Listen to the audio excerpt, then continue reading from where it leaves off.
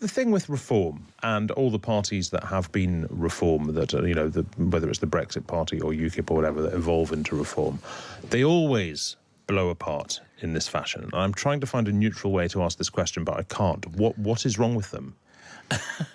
And partly it does attract eccentrics and egotists and not professionals. I mean, that's part of their attraction. Not professionals is actually maybe the kindest way of looking at it. Yeah, and I have a friend, Gawain Towler, who was Farage's... come on this show several times, yeah. A lovely man.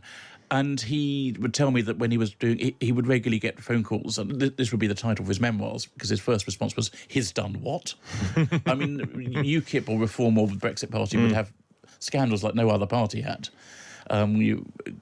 Do you remember? Well, there's all sorts of wonderful Henry Bolton strangling badgers and things like that, and then living in a bedsit, and Godfrey Bloom saying that women should clean behind their fridges more often, or else they were sluts. They were sluts. The old-fashioned use of the word slut. Yes, and so they have come across as effectively a one-man band for Farage. But Farage tends to fall out with anyone who gets a bit too. Well, this is kind of what I was going to ask. Is it him? Because I mean, Lowe's criticism began with sort of Farage, behaving like a messiah, and Farage he's obviously the greatest asset of reform. But is he actually the reason? Is he the reason why we don't have a successful, harder right party in the UK? Because Farage is this sort of charismatic bed blocker that stops anybody else getting it together. Yes, possibly. It's hard to build a cabinet if you're allowed to be the only star. And Lowe has been a star. As I said, his parliamentary activity has been more than the others.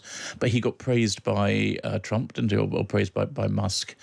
He's taken a very hard line on immigration, which is harder than Farage has been taking, which is pleasing his voters.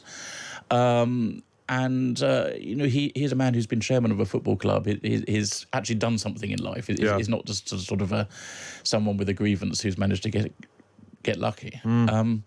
So I think Farage probably does see him as a legitimate threat. Lowe probably sees himself as a legitimate threat. And well, there's now talk of him starting a rival party with the former co-leader Ben Habib. Meanwhile, UKIP, I think, still exists. I don't think it's Neil Hamilton who's their leader anymore. But UKIP still exists. I don't know if Veritas still exists, going back to the Kilroy Silk days. But who knows? And then maybe they all still exist. And what's Lawrence Fox's lot?